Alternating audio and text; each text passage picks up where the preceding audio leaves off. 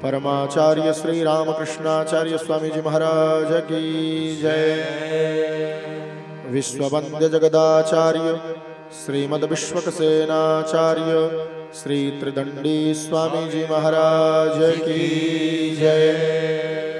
पूज्य गुरुदेव भगवान श्री जीयर स्वामी जी महाराज की जय। जय जय श्री सीताराम, जय जय श्री राधे श्याम।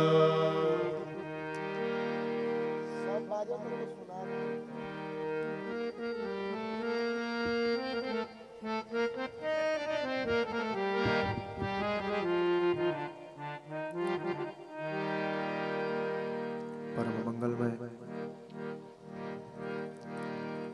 परमाराध्य प्रभु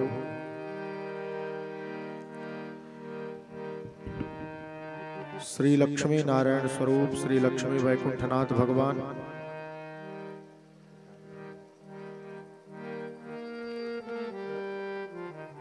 जिनकी अहेतु की करुणा कृपा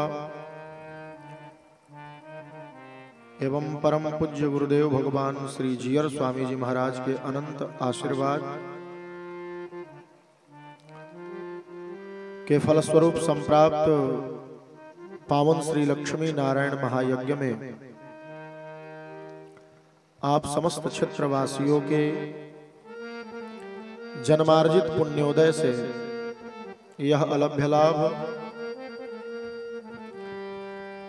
वृषभानुनंदनी किशोरी राधा रानी जी सरकार के परम प्रियतम प्राणधन प्राणवल्लभ परमानंद चिन्मूर्ति मधुराति मधुर मुरली मनोहर भगवान मनमोहन की वांगमयी प्रतिमूर्ति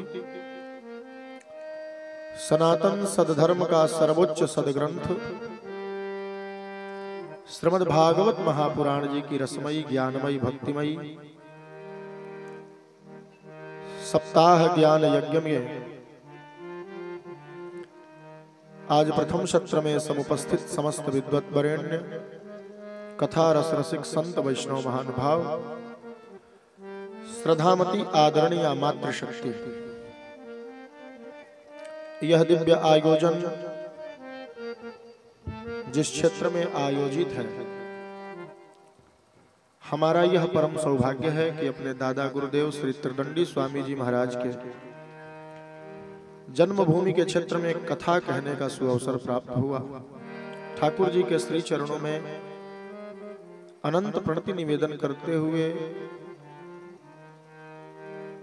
ऐसी कृपा की बार बार याचना करता हूं, और यह आयोजन जिन महापुरुष के कारण सुलभ हो पाया, वैसे पंडित प्रवर आचार्य श्री रमाकांत पांडे जी ठाकुर जी ने जिनको सुयश दिया है कि आप ऐसे दिव्य आयोजन करवाएं। आप समस्त ग्रामवासी जजमान परिवार सबको सादर साधुवाद। आज प्रथम दिवस है,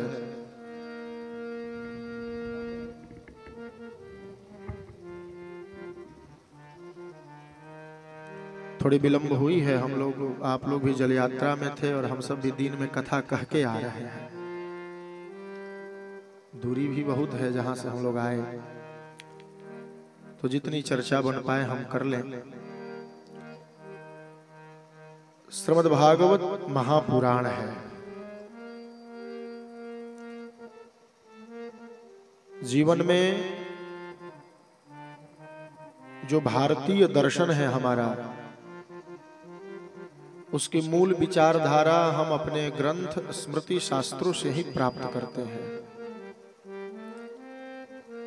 हम जन्म अवश्य लिए हैं भारत में, पर भारतीय दर्शन क्या कहता है, अगर उस अनुसार हम जीवन न जी पाए तो फिर भारत जैसे पुण्य भूमि में जन्म लेने का क्या लाभ है।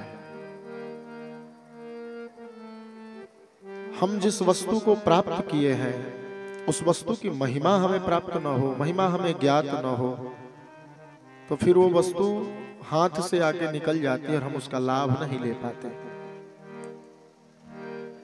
जिस भारत भूमि पर जन्म लेने के लिए देवता तरसते हैं, हम भारत में जन्म ले लेते, उस भारत वर्ष में, उस भारत की भूमि पर हमारा जन्म हुआ है, ये ठाकुर जी की कृपा है, तो हम भारतीय दर्शन से अपना जीवन जिए तो इस जीवन में 4 चांद लग जाएगा। भारतीय दर्शन क्या कहता है? बोले भारतीय दर्शन आचरण का दर्शन है, अन्य दर्शन सैद्धांतिक है, थ्योरिटिकल है।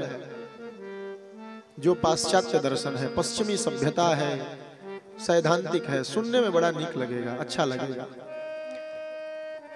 अब वो आपसे कह देंगे आपके देश में लक्ष्मी जी की पूजा होती है पर धनी तो अमेरिका है, वो कह देंगे और आपको सुनने में अजीब लगेगा कि बात तो सही है भैया, हमारे यहाँ 33 कोटि देवताओं की पूजा होती है, पर उसके तर्क भी गलत नहीं है। तो इसका मतलब क्या हुआ कि हम वास्तव में भूल कर रहे हैं? नहीं, उन सब का दर्शन सैद्धांतिक है, उनके पास केवल बातें हैं, और हमारा जो दर्शन है वो आचरण से संबंध रखता है। हमारे यहाँ लक्ष्मी की पूजा होती है, इसका तात्पर्य क्या है? बोले हम अपने को स्वतंत्र नहीं मानते, हम केवल भोग के लिए जन्म नहीं लिए हैं, हम मिले पदार्थ के अधिष्ठाता को पहले प्रणाम करते हैं, इसके बाद हम उसे स्वीकार करते हैं। हम कृतघ्न नहीं, हम कृतज्ञ हैं, हम अपनी कृतज्ञता ज्ञापित करते हैं कि चाहे जिस प्रकृति के द्वारा हमें अन्न मिल रहा है, जल मिल रहा है, हवा मिल रही, उन प्रकृति के प्रति हम अपनी कृतज्ञता ज्ञापित करते हैं, ये पूजा करके। जीवन मानव का मिला है तो मानव दर्शन है, और ये प्राप्त कहां से होगा? बोले ये शास्त्र पुराणों से प्राप्त होगा। कथा इसीलिए जरूरी है जीवन में। कथा का अर्थ क्या है? कथा क्यों सुनी जाए?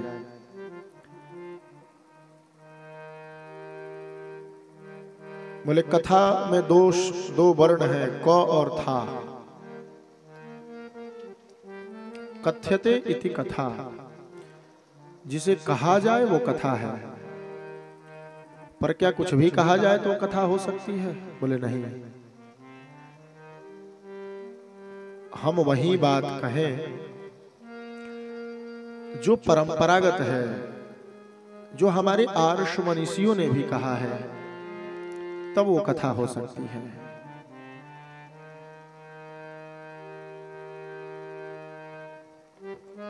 क का अर्थ ब्रह्म होता है, तो तम ब्रह्मम निर्गुण निराकार स्वरूपस्य सगुण सकार स्वरूपम हृदय थापयति स्थापयति इति कथा। जो उस निर्गुण निराकार ब्रह्म के सगुण साकार रूप को हमारे हृदय में स्थापित कर दे, उसे कथा कहते हैं।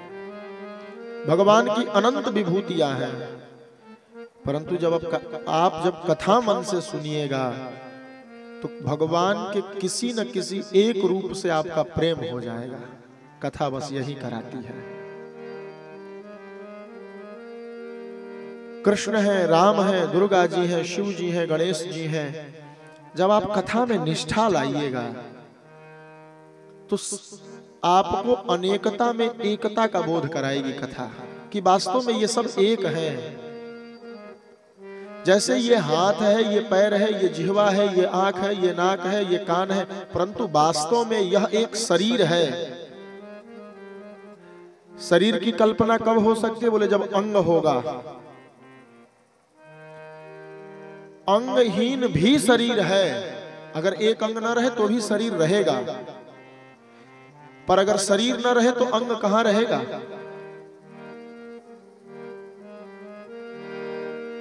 एक आध अंग के न रहने पर भी शरीर की मान्यता बनी रहती है, पर शरीर के न रहने पर अंग का कोई महत्व नहीं होता। ये कथा ज्ञान कराएगी कि मूल तत्व जो नारायण है वो शरीर है, और समस्त देवता देवी उनके अंग हैं। तो हम अगर शरीर को मान करके पूजा कर रहे हैं तो समस्त देवताओं को हम संतुष्ट रख रहे हैं, और केवल एक अंग की पूजा कर रहे हैं, तो संभवतः हो सकता है कि हम शरीर को संतुष्ट न रख पाए। तो ये कहां से ज्ञान होगा? बोले ये कथा ज्ञान कराती है कि अनेकता में एकता, और एक ही अनेक रूपों में व्याप्त है। अनेक रूप रूपाय विष्णवे प्रभ विष्णवे, वो एक ही अनेक रूप में व्याप्त है। ये कथा आपको ज्ञान कराएगी, अर्थात कथा उस ब्रह्म व्यापकता को साकार रूप में आपके हृदय में स्थापित करेगी, आपका प्रेम बढ़ाएगी और आपको भक्ति प्राप्त होगी। ये तो हो गया आध्यात्मिक विचार। पर कथा की व्यवहारिकता क्या है? कथा का व्यवहारिकता में क्या प्रभाव है? बोले संस्कृत में एक शब्द आता है यथा। यथा का अर्थ होता है जैसे, और तथा का अर्थ होता है वैसे, और कथा का अर्थ होता है कैसे। हम जीवन कैसे जिए, ये ज्ञान कथा कराती है। क्या आवश्यक है, कब सोना चाहिए, कब जगना चाहिए, हम जीवन आखिर जी किस लिए रहे हैं? क्या हम माँ के गर्भ से जन्म ले लिए, माँ को प्रसव के समय दुख दे दिए, माँ दर्द से बेचैन हो गई, संपूर्ण जीवन 20-25 वर्ष तक पिता को तंग किए, इसके बाद पिता ने जैसे तैसे विवाह कर दिया, फिर पत्नी का भोग भोगे, बाल बच्चे हमारा गर्दी कर रहे हैं, क्या इसीलिए हमारा जीवन है? ये हमें कथा बोध कराती है। कथा का अर्थ ही होता है कैसे। कथा संस्कृत का शब्द है, उसका अर्थ कैसे होता है। यथा का जैसे, तथा का वैसे, और कथा का कैसे। हम कैसे जीवन जिए ये कथा बताती है, इसलिए कथा आवश्यक है। और आज की परंपरा थोड़ी खंडित हो गई है, इसलिए इस प्रकार आयोजन करके कथा कराने पड़ रहे हैं। वरना पहले की परंपरा इतनी सुदृढ़ थी कि शाम के समय घर के पूर्वज जो बुजुर्ग रहते थे, वो दरवाजे पे रामचरितमानस की पोथी लेकर के बैठते और 2-4 चौपाई का पाठ होता और घर के बच्चे वहां बैठ करके सुनते। घर के समस्त सदस्य शाम को एक जगह होते थे, तो बच्चों को सिखाने की आवश्यकता नहीं पड़ती कि बच्चा फूफा जी आए हैं जरा प्रणाम करो। बच्चा कॉन्वेंट स्कूल में पढ़ रहा है, 5,000 महीना है, और नाना जी आ रहे हैं तो प्रणाम करो, ये कहना पड़ रहा है। क्यों? क्योंकि हमने ये, पुत्र क्या होता है? बोले पिता का फोटोस्टेट होता है। अब पहले के जमाने में दलान पे सब बूढ़े बुजुर्ग बैठते थे, तो बच्चा खुद ब खुद सीख जाता था कि पिताजी चाचा से कैसे बात कर रहे हैं, चाचा जी बाबा से कैसे बात कर रहे हैं, बाबा किसी रिश्तेदार से कैसे बात कर रहे हैं। तो उसे ये बताने की आवश्यकता ही नहीं होती थी। अब क्या है? बोले सूर्यास्त के बाद न कथा है और न परिवार के सदस्य एक साथ कभी बैठ पाते हैं। इसलिए ऐसे आयोजन करा करके कथा कराने की आवश्यकता आ पड़ी कि कम से कम 7 दिन ही सही कुछ तो प्रभावी होंगे। कथा इसीलिए आवश्यक है। आध्यात्मिक पक्ष क्या है? बोले कथा, हम जिस ब्रह्म के अंग हैं, जिस ब्रह्म के अंश हैं, हम उस ब्रह्म से हमारा संबंध कराएगी। हम टपक तो गए नहीं। प्रकृति को ही अगर हम मानते हैं कि प्रकृति ने हमें बनाया है, तो उस प्रकृति के प्रति भी हमारी कृतज्ञता होनी चाहिए। तो हमारा संबंध उससे जोड़ती है कथा। और व्यवहारिकता क्या है? बोले जीवन हम जन्म लिए हैं तो मरने तक कैसे जीना है, ये व्यवहारिकता सिखाती है कथा। दोनों पक्ष के लिए कथा आवश्यक है। अब कथा सुननी ही है तो हम किसकी कथा सुने? हमारे यहाँ का मूल तत्व है वेद। हाँ, तो वेद की बातों को ठीक ठीक समझने के लिए इतिहास और पुराण की व्याख्या मनीषियों ने की है। वेद को समझने के लिए कि वेद में क्या बताया गया है, इतिहास और पुराण बताए गए। इतिहास कितने हैं? बोले 2 हैं, श्रीमद् वाल्मीकि रामायण और महाभारत। ये भारत के 2 इतिहास हैं। और पुराण कितने हैं? बोले 18 पुराण हैं। कौन कौन? मद्वयं भद्वयं चैव व्रत्रयं व चतुष्टयम् अनापलिंगकुशकानि पुराणानि विदं विदुः।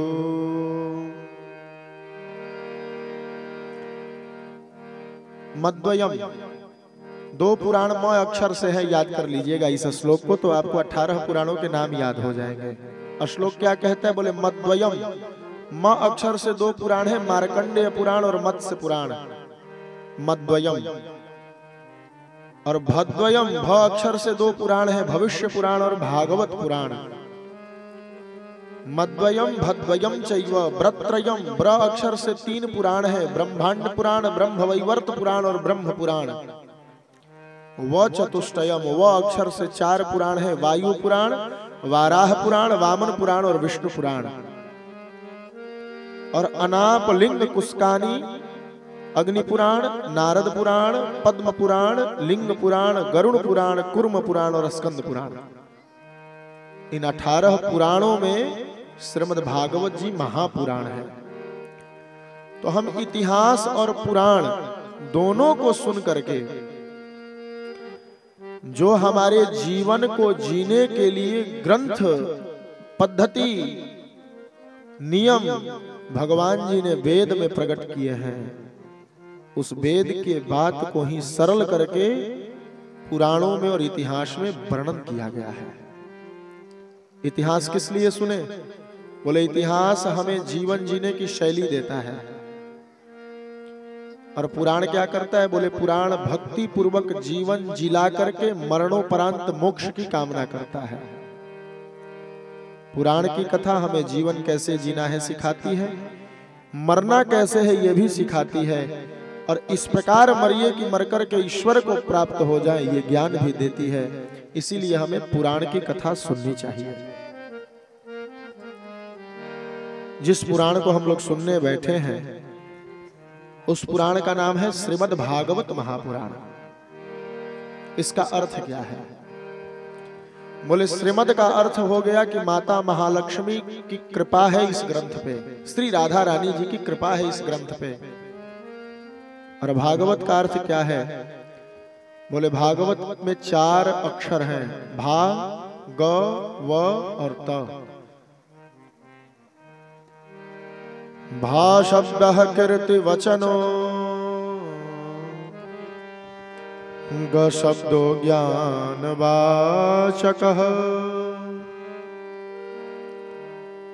भा शब्द कीर्ति का वाचक है, प्रकाश का वाचक है। जो लोग पढ़े हैं वो जानते होंगे जहां भी भा शब्द आता है प्रकाश के अर्थ में आता है। भा जहां लिख दिया गया समझ जाइए वहां प्रकाश की बात है। जैसे किसी बालक का नाम है प्रभाकर, तो उसमें भा आ गया, अर्थात ये किसका नाम है? बोले सूर्य का नाम है। भा अक्षर जहां लिखा जाएगा वहां प्रकाश के अर्थ में ही लिखा जाएगा। आभा, प्रभा, भास्कर, भा जहां आएगा वहां प्रकाश के ही अर्थ में आएगा, उसका दूसरा अर्थ होता ही नहीं है। होता भी होगा तो उसका संबंध प्रकाश से होगा। ग क्या है? बोले ज्ञान का द्योतक है। व का अर्थ क्या है? बोले वैराग्य का है। और त का अर्थ क्या है? बोले इन तीनों का समन्वय कराता है भागवत। भक्ति, ज्ञान, वैराग्य देती है भागवत की कथा। और ये पुराण नहीं महापुराण है। पुराण के 5 लक्षण होते हैं, महापुराण के 10 लक्षण होते हैं। इसे श्री वेदव्यास जी ने लिखा, शुकदेव जी को पढ़ाया, और शुकदेव जी ने इस कथा को जन जन में प्रचारित किया राजा परीक्षित जी के माध्यम से। उसी कथा को हम और आप श्रवण करेंगे। श्रीमद् भागवत जी के कथा के पूर्व पद्म पुराण में जो श्रीमद् भागवत जी के महात्म्य का वर्णन है, अर्थात महिमा का वर्णन है, उस महिमा को हम आज सुनेंगे कि भागवत जी की महिमा क्या है। और इसके बाद कल से हम भागवत की कथा श्रवण करेंगे। समय भी बहुत हो गया है, आज पहला दिन है, तो इसलिए 7 बज रहे हैं, हम 1 घंटे में आपको महात्मा सुना दे रहे हैं। फिर आप सब लोग भी जल यात्रा में थके हैं, उसे श्रवण करेंगे। भागवत जी की महिमा क्या है? अच्छा, महिमा क्यों सुननी चाहिए? बोले महात्म ज्ञान पूर्वकम ही पश्चात भवति दृढ़ निश्चया।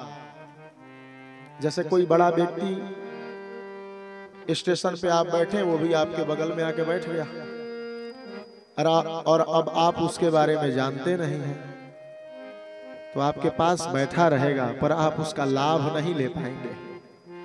परंतु जैसे ही आप पहचान करें भैया ये तो प्रधानमंत्री के साथ रहते हैं, तो उनसे मिलने का आपका भाव बदल जाएगा। आप तुरंत उनके प्रति अपना आभार देने लगेंगे, आपका स्वभाव बदल जाएगा, आपका व्यवहार उनके प्रति बदल जाएगा। इसीलिए महिमा जानना जरूरी होता है, क्योंकि जब तक महिमा न जानी जाए गरिमा का बोध नहीं होता है, और बिना महिमा जाने किसी के प्रति प्रेम हमारा नहीं होता। बिना जाने हम प्रेम नहीं कर सकते। गोस्वामी पाद श्री तुलसीदास जी मानस में लिखते हैं, जाने बिनु न होई परतीति, जाने बिनु न होई परतीति, जाने बिनु न होई परतीति, जाने बिनु न होई परतीति, जाने बिनु न होई परतीति, बिनु परतीति होई नहीं प्रीति, बिनु परतीति होई नहीं प्रीति, बिनु परतीति होई नहीं प्रीति।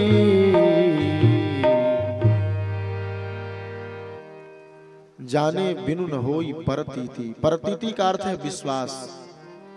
जब तक हम किसी को जानेंगे नहीं तब तक उस पर हमारा विश्वास नहीं होगा, और जब तक विश्वास नहीं होगा तब तक प्रेम नहीं होगा। हाँ, प्रेम और विश्वास दो चीज है, सुनने में एक जैसा लगता है, परंतु प्रेम और विश्वास में अंतर है। क्या अंतर है? बोले प्रेम किसी से होने में देर नहीं लगता।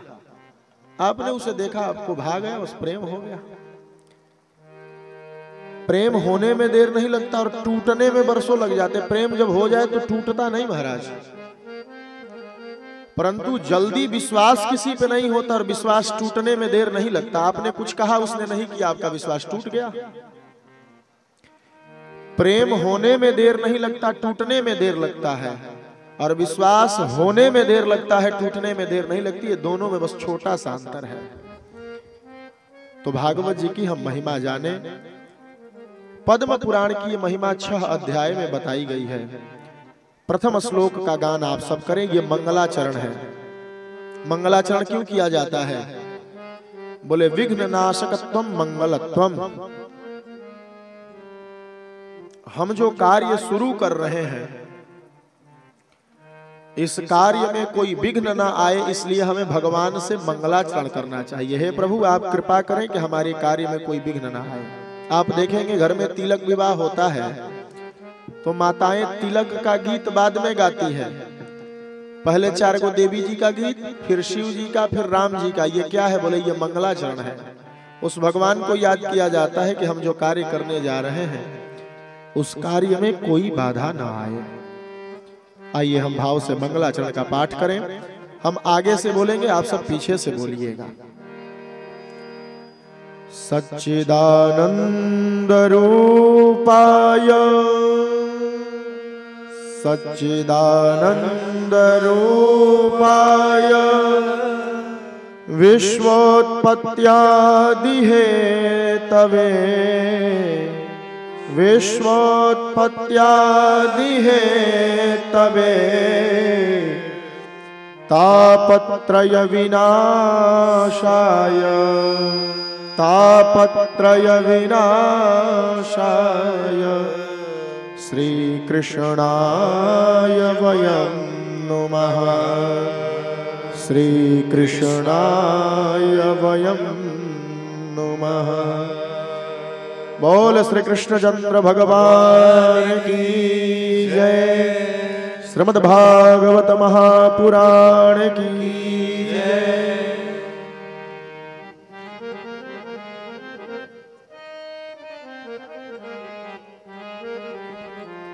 प्रथम श्लोक में भगवान श्री कृष्णचंद्र को स्मरण किया गया है। क्यों? बोले भगवान श्री कृष्ण ही परिपूर्णतमा अवतार हैं और ये भगवान श्री कृष्ण का ही ग्रंथ है। भगवान श्री कृष्ण को प्रणाम किया गया है। श्री कृष्णाय वयं नुमः। श्री कृष्ण क्यों लिखा गया? बोले श्री का अर्थ है राधा रानी से। हमारे यहाँ एकोपासना नहीं होती। हम लोग भारतीय दर्शन में जुगलोपासक होते हैं। जुगल जोड़ी की उपासना हम करते हैं। हम केवल नारायण को नहीं मानते, हम लक्ष्मी नारायण को मानते हैं। हम केवल कृष्ण को नहीं मानते, हम राधा कृष्ण को मानते हैं। हम केवल राम को मानने वाले नहीं हैं, हम श्री सीताराम को मानते हैं। हम केवल शिव जी को मानने वाले नहीं हैं, हम गौरी शंकर को मानते हैं। हम जुगलोपासक हैं। तो व्यास जी ने कहा श्री कृष्णाय वयं नुमः। श्री कृष्णाय का अर्थ बोले राधा कृष्णाय, राधा कृष्ण को प्रणाम किया। ये भगवान कैसे हैं? सच्चिदानंद रूपाय। भगवान कैसे हैं? इनका रूप कैसा है? हम कैसे माने कि भगवान कौन है? तो रूप बताया। किसी चीज को पहचानने के लिए दो विधि होती है। पहली विधि है स्वरूप लक्षण और दूसरी विधि है तटस्थ लक्षण। जैसे किसी ने आपसे आके पूछा भैया मोहन जी कहाँ मिलेंगे, तो आप एक स्वरूप बताएंगे कि वो जो पीला कपड़ा पहना है वही मोहन है, ये स्वरूप हो गया। और एक तटस्थ लक्षण होता है, बोले जो पेड़ के बगल में खड़ा है वो मोहन है। दो प्रकार से किसी का परिचय बताया जा सकता है, एक रूप से, एक उसकी स्थिति से, वो कहाँ बैठा है। जैसे कह देंगे चबूतरा पे जो बैठा है वही मोहन है, जाइए मिल लीजिए। या फिर कहेंगे जो लाल कपड़ा पहना है वो मोहन है। दो तरीके से किसी की पहचान बताई जा सकती है। तो दोनों विधि बता रहे हैं यहाँ पे। पहली विधि में रूप बताए हैं, भगवान कैसे हैं। सच्चिदानंद रूपाय। भगवान सच्चिदानंद है। सच्चिदानंद का अर्थ क्या है? बोले भगवान सत है, भगवान चित्त है, भगवान आनंद है। सत का अर्थ क्या है? सत्य में और सत में बड़ा अंतर है। सत्य का अर्थ है जो अभी है, और सत्य का अर्थ है बोले जो कभी झूठा होता ही नहीं है, वो सत्य है।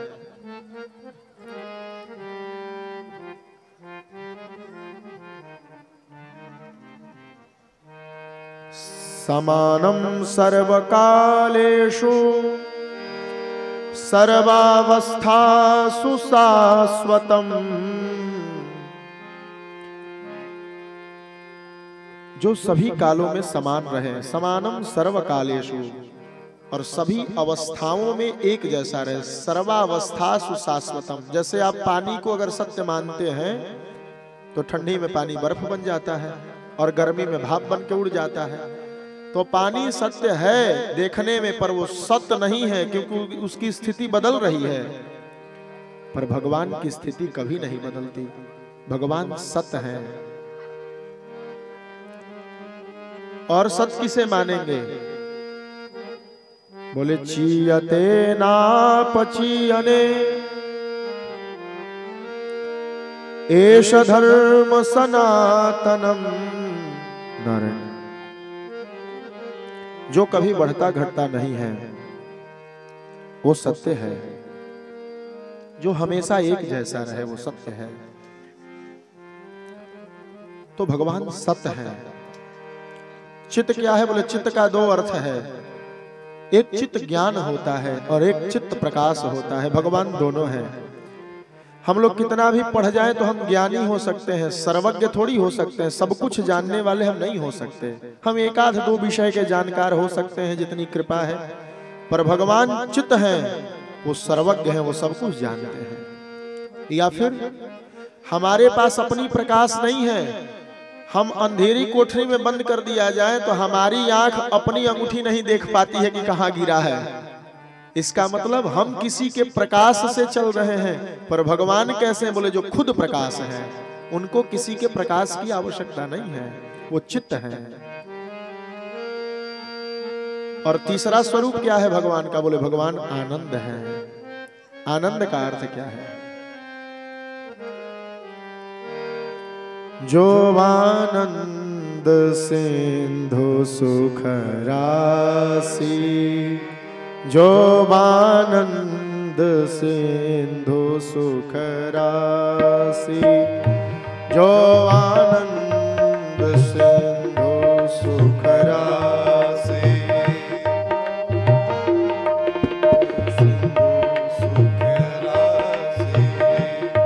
करते त्रैलोक्य सुपासी, करते त्रैलोक्य सुपासी, जो आनंद सिंधु सुख राशि, जो आनंद सिंधु सुख राशि। भगवान आनंद सिंधु है, आनंद के समुद्र हैं। आनंद का उपनिषद में व्याख्या बताया गया। आनंद क्या है? यतो वाचो निवर्तन्ते अप्राप्य मनसा सह, आनंदम ब्रह्मणो विद्वान् न बिभेति कुतश्चनेति। आनंद क्या है? बोले जिसे वाणी से नहीं कहा जा सकता। यतो वाचो निवर्तन्ते अप्राप्य मनसा सह, जो मन और वाणी का विषय ही नहीं है, क्योंकि जिसको आनंद मिल जाता है उसका मन भी दूसरे प्रकार का हो जाता है और उसकी वाणी भी चुप हो जाती है। वो आनंद मीरा जी को मिला, वो आनंद सूरदास जी को मिला, वो आनंद तुलसीदास जी को मिला, वो आनंद वेदव्यास जी को मिला। जिसने भी उस आनंद को पाया फिर उसकी हिम्मत नहीं बोलने की पड़ी। आनंद वाणी का विषय नहीं है। सुख आनंद नहीं होता, क्योंकि आनंद उसे कहते हैं जो मिल गया तो फिर घटे नहीं, पर सुख तो घटता रहता है। अभी भूख लगा, इच्छा बनी हम खा लें, पेट भर गया तो फिर काम खत्म, और फिर भूख लग गई तो सुख खत्म। तो सुख आनंद नहीं होता। आनंद वो आनंद है जो कभी घटता नहीं है। तो भगवान कैसे हैं? बोले सच्चिदानंद रूपाय। भगवान का काम क्या है? विश्वोत्पत्त्यादि हेतवे, भगवान विश्व की उत्पत्ति करते हैं, भगवान विश्व का पालन करते हैं और भगवान विश्व का संहार करते हैं, और भगवान ही विश्व में अपने भक्तों को मोक्ष देते हैं। ये भगवान का काम है। ठाकुर जी को प्रणाम करने से लाभ क्या है? बोले तापत्रय विनाशाय।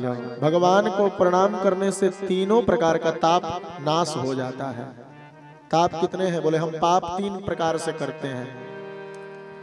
कायिक शरीर से पाप, वाचिक वाणी से पाप, मानसिक मन से पाप। शरीर का पाप क्या है? बोले चोरी करना, किसी को मार देना, झगड़ा करना, ये सब शरीर का पाप है। परपुरुष पर स्त्री का गमन करना। वाणी का पाप क्या है? बोले झूठ बोलना, गाली देना, अनर्गल प्रलाप करना, किसी की निंदा करना, ये वाणी का पाप है। और मन का पाप क्या है? बोले करना कुछ नहीं, केवल मन में सोचना, उसके घर में आग लग जाता तो बड़ा बढ़िया रहता है। करना नहीं है, बस सोचना है, ये मन का पाप है। तो इन तीनों पाप से 3 प्रकार के ताप बनते हैं। जो हम शरीर से पाप किए हैं उसका ताप है दैहिक ताप। हमारे अंदर रोग हो जाएगा, अंग टूट जाएगा, ये सब शरीर के ताप है। दूसरा ताप है दैविक ताप। अचानक भूकंप आया, हमारा घर ढह गया, ये दैविक ताप। और तीसरा ताप है भौतिक ताप। सब कुछ रहेगा पर कमी महसूस होगा, अरे इतना कमा रहे हैं पर समझ नहीं आ रहा कहां जा रहा है, ये भौतिक ताप है। तो भगवान को प्रणाम करने से इन तीनों तापों से हमारी रक्षा हो जाती है। आप कहेंगे महाराज जी हमारे गांव में एक आदमी है, रोज पूजा करते हैं पर उनसे बड़ा दुखी कोई नहीं है। देखिए ऐसा नहीं है कि आप पूजा करेंगे तो आपके पास दुख नहीं आएगा। दुख आपके पूर्व जन्म के कर्मों का फल है, पर पूजा करने से क्या होगा? बोले उस दुख का प्रभाव आपके मन पे नहीं होगा। आप देखे होंगे पूजा करने वाले के 5-5 बेटियां हो जाती है पर वो मुस्कुराता रहता है, क्योंकि वो जानता है ठाकुर जी जो कर रहे हैं वो अच्छा कर रहे हैं। दुख वो जान रहा है कि मेरे पूर्व जन्म के किए हुए कर्मों से मिल रहा है, पर उस दुख में भी उसे विश्वास है कि मेरे साथ कुछ अच्छा होगा। यही है ताप। बोले उसके मन पर उस दुख का प्रभाव नहीं है। पूजा करने वाला व्यक्ति प्रत्येक स्थिति में प्रसन्न रहता है, चाहे स्थिति जैसी हो। यही तक साक्षात लाभ है भगवान को प्रणाम करने का। इसीलिए श्री कृष्णाय वयम नुमः। प्रथम श्लोक में भगवान को प्रणाम किया और दूसरे श्लोक में श्री सुखदेव स्वामी जी को प्रणाम किया है। यम प्रव्रजन्तमनुपेतमपेतकृत्यम् द्वैपायनो विरह कातरया जुहाव पुत्रेति तन्मयतया तरवोऽभिनेदोस् तम सर्वभूत हृदयं मुनिमानतोस्मि।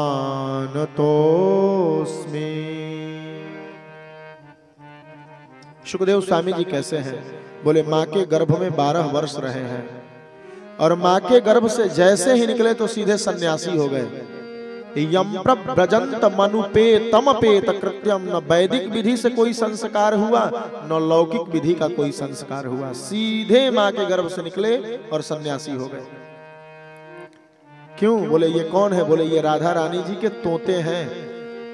जब कृष्ण भगवान और राधा रानी अवतार लेने लगी तो गोलोक धाम में ये शुगा बन करके थे। राधा रानी जी से कहा है मैं भी चलूंगा आपके संसार में। बोली तो किसी सुगिया के गर्भ से जन्म ले लो। अमरनाथ क्षेत्र में जन्म लिया है और शिव जी माता पार्वती को अमर कथा सुनाने गए हैं। मैया पार्वती कथा नहीं सुन पाई है, पर इस तोते ने वो अमर कथा सुना है और उस कथा को सुन करके ही अमरत्व को प्राप्त किए हैं। सुखदेव स्वामी इसी भरोसे पे अवतार लिए हैं। ठाकुर जी ने कहा है तुम जन्म लो, तुमको मेरी माया नहीं ग्रसित करेगी। माया मुक्त महात्मा है। व्यास जी पीछे से पुत्र लौट आओ पुकार रहे हैं, पर पुत्र पीछे मुड़ करके नहीं देख रहे। और एक समय तो ऐसा हुआ कि सुखदेव जी जिस रास्ते से गए, कुछ सखियां स्नान कर रही थी। सुखदेव जी को देख करके प्रणाम किया, पर व्यास जी उसी रास्ते से गए तो शरीर को ढक लिया। व्यास जी ने पूछा आप ये क्या कर रही हो? अभी मेरा 12 वर्ष का जवान लड़का गया तो उससे आपको लज्जा नहीं आई, और मैं तुम्हारे दादा के उम्र का हूं और मुझसे तुम्हें लज्जा आ रही है। सखियों ने कहा बाबा आपका बेटा तो जानता ही नहीं कि पुरुष क्या होता और स्त्री क्या होती है। वो तो माया से मुक्त है तो उससे लज्जा कैसी? पर आप जानते हैं कि पुरुष क्या है स्त्री क्या है, इसलिए हमें लज्जा आ रही है आपसे। पुत्रों वृक्षों ने व्यास जी को समझाया। किसे पुत्र कह रहे हैं?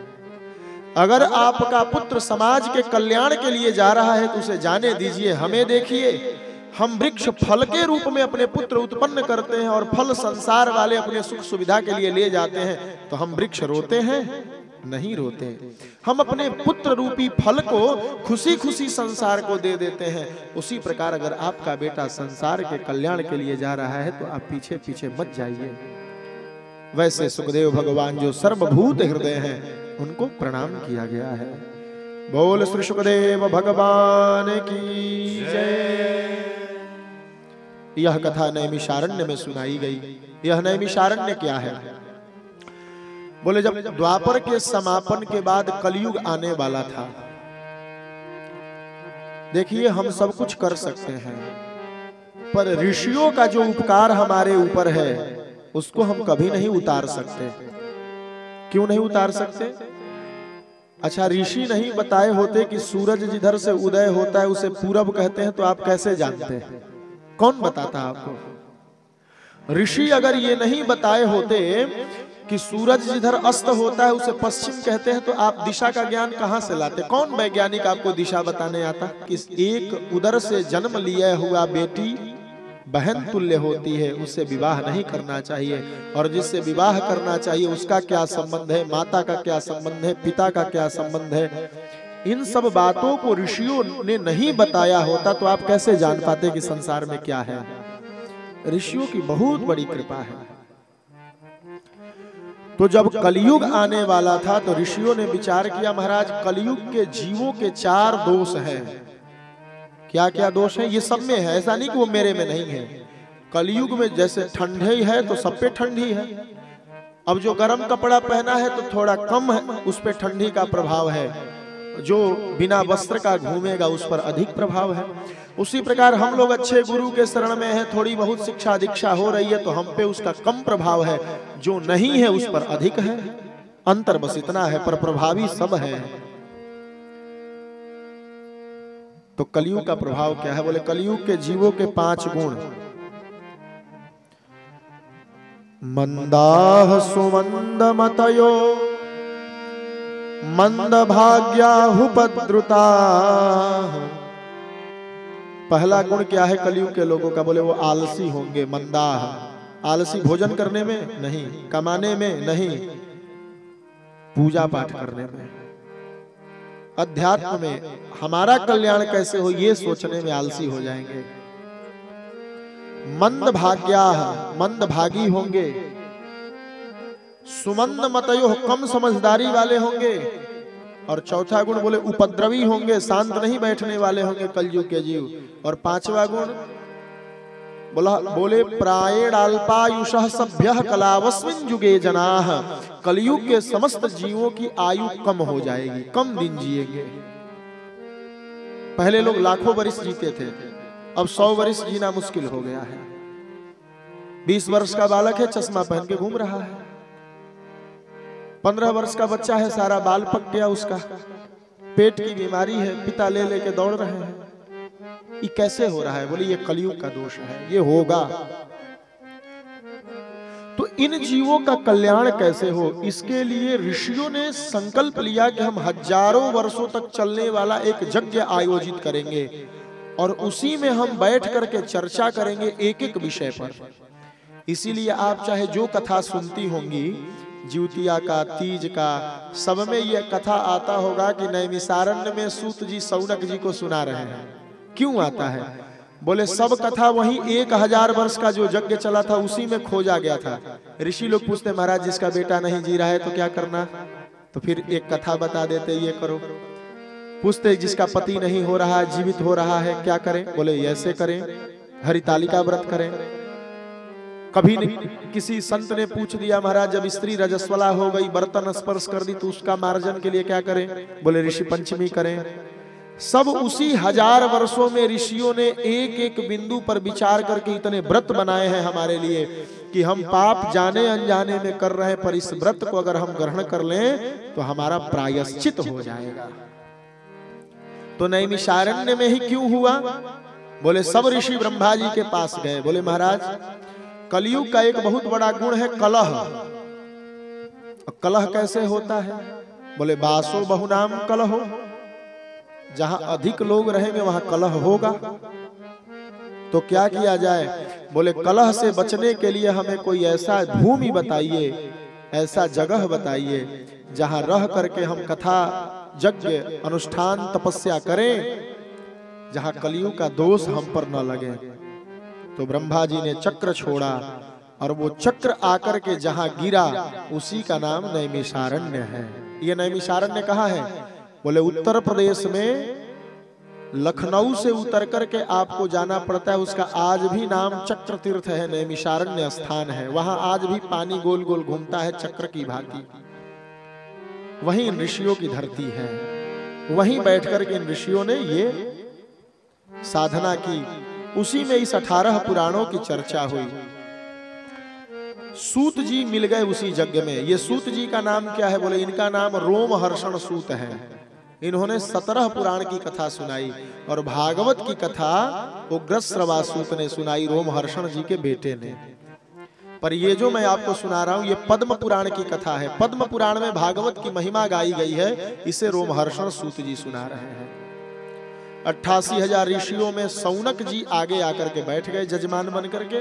सूत जी को व्यास गद्दी पे बैठा दिया गया है और प्रमुख 3 प्रश्न किए हैं।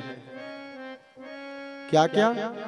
पहला प्रश्न किए हैं, महाराज जी हम जो जन्म लिए हैं तो हमारे पास बुद्धि है, क्योंकि मन चित्त बुद्धि और अहंकार ये हमारे पूर्व जन्म का होता है, इस जन्म का नहीं होता। पर इस बुद्धि में भक्ति ज्ञान वैराग्य कैसे आए, इस बात को बताएं। पहला प्रश्न। दूसरा प्रश्न क्या है? बोले महाराज जी ये साधु महात्मा जो होते हैं वो हमारी तरह ही रहते हैं, हमारी जैसे ही खाते हैं, हमारे जैसे ही वस्त्र पहनते हैं, पर उनका माया मोह से सामंजस्य है, वो मोह में नहीं पड़ते और हम मोह में पड़ जाते हैं। इस माया से समझौता करने का उपाय क्या है? ये दूसरा प्रश्न। और तीसरा प्रश्न, बोले कलयुग के लोग राक्षस हो गए हैं, इनका रहन सहन आहार व्यवहार सब बदल गया है, इनको शुद्ध करने का उपाय क्या है? अच्छा, राक्षस का गुण क्या है? पार्वती जी से शिव जी कह रहे हैं मानस में, मानहि मात पिता नहीं देवा, मानहि मात पिता नहीं देवा, मानहि मात पिता नहीं देवा, साधु न सन करवा वही सेवा, साधु न सन करवा वही सेवा, जिनके यह चरण भवानी, जिनके यह चरण भवानी, तेहि जानहि निश्चर खल प्राणी, तेहि जानहि निश्चर खल प्राणी, तेहि जानहि निश्चर खल प्राणी। जो माता पिता को न माने, जो देवताओं को न माने, जो संतों का अपमान करे, वही राक्षस है।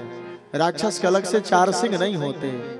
हम मानव ही जब अपनी मानवता को छोड़ करके आसुरी बुद्धि अपना लेते हैं तो हम मानव ही दानव हो जाते हैं। इनको शुद्ध करने के लिए जो श्रेष्ठ उपाय है उसे आप बताइए, हम आपको गुरु मानते हैं। इस कथा को सुनकर के ही परीक्षित जी मुक्त हुए और इस कथा को 7 दिन में सुनने की विधि है, वही कथा मैं आपको सुनाऊंगा। ऋषियों ने पूछा, महाराज इस कथा को 7 दिन में ही क्यों सुनाई जाती है? बोले इस कथा को 7 दिन में सुनने की परंपरा श्री सनकादि भगवान ने नारद जी को सुना करके की है। अरे महाराज ये क्या कह रहे हैं आप? नारद जी तो स्थिर बैठने वाले नहीं है, नारद जी तो घूमते रहते हैं, फिर वो 7 दिन कथा कैसे सुन लिए? बोले बात उस समय की है।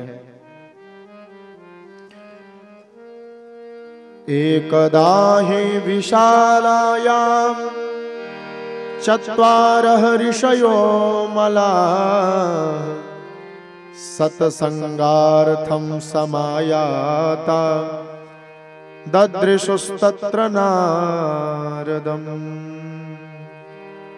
एक दिन बद्री विशाल क्षेत्र में सनक, सनंदन, सनातन और सनत कुमार ये चारों भाई भ्रमण कर रहे थे। तब तक उन्होंने नारद जी को देखा। नारद जी बड़े बेचैनी में जा रहे थे। पूछा कहां से आ रहे हैं, कहां जा रहे हैं, क्यों इतना बेचैन है?